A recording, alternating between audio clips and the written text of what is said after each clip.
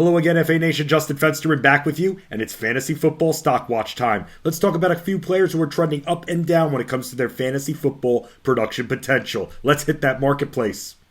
First, for a few players trending up, let's start with Cam Akers. The Rams are clearly in get to the end of the season mode, but that hasn't stopped Akers from finishing strong. After running in just one touchdown in the first 12 weeks of the season, Akers has run in 6 scores in his last 4 weeks combined. He's been getting double-digit carries, and he'll continue to do so as the Rams don't have much of a passing attack. He carried the ball 23 times alone in Week 16. Akers has rushed for over 5 yards per carry in both of his last 2 matchups, and he has the Chargers and Seahawks to end his season, and both are very weak at stopping the run. Both teams are in the top 5 in rushing yards allowed. Akers has hit at least 60 yards on the ground in 4 of his last 6 battles. Another player trending up, George Kittle. With Deebo Samuel hurt, we've seen Kittle get targeted more in the 49ers passing attack. In weeks 10 through 13, he received 11% of the target share or fewer in 3 of 4 games. He's received 19% or more in his last 3 contests. Kittle has out-targeted Brandon Ayuk in 2 of his last 3 games. Kittle has produced back-to-back 2-touchdown games and posted 93 receiving yards or more in both contests. Brock Purdy has done a good job getting Kittle the ball more as he's completed 67% of his passes this year. The Raiders are up next on the schedule for the 49ers, and they've allowed the 10th most fantasy points per week to tight ends. Kittle ends the season against the Cardinals in Week 18, and he hit the end zone twice against them previously. Quarterback trending up, Kirk Cousins.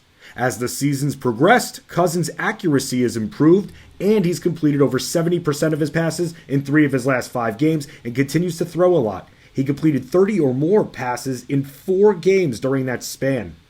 He has thrown 2 touchdown passes or more in 4 of those games and has thrown for 7 combined in his last 2 battles. He's been intercepted in just 2 of his last 6 contests. He hasn't fumbled since Week 11.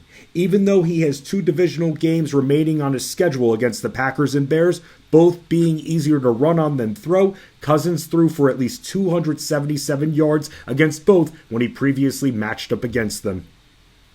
Now for some players trending down. Let's start with Derek Carr. Carr is completing fewer than 61% of his passes this season, and Davante Adams investors are pissed and have been impacted majorly by Carr's accuracy issues over the last few weeks. Carr hasn't completed more than 55% of his passes in 4 straight games. He has logged fewer than 200 passing yards in 2 of his last 3 games. Single-digit fantasy football performances in both contests. Carr has been picked off in 5 straight outings, with 3 of them being multi-interception games. And fantasy football championships are on the line, and Carr has to face the staunch San Francisco 49ers defense. Not ideal for Adams owners. Another player trending down, Raheem Mostert. After Mostert had such a strong game on the ground against Buffalo in Week 15, Jeff Wilson comes back and outsnaps and outcarries Mostert in Week 16. Why? Doesn't make much sense, and as Miami finishes their season against the Patriots and the Jets, 2 teams who are good at defending the run, a split in carries will ultimately hinder Mostert, who's produced double figures in PPR in 1 of his last 4 games. Both running backs are utilized very little in the Dolphins' passing attack.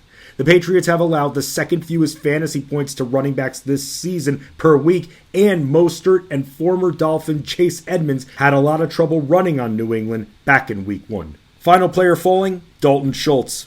Schultz, who has a team target share near 15%, has received 13% or fewer in his last 2 games. The Cowboys have a lot of options to throw to, including Tony Pollard.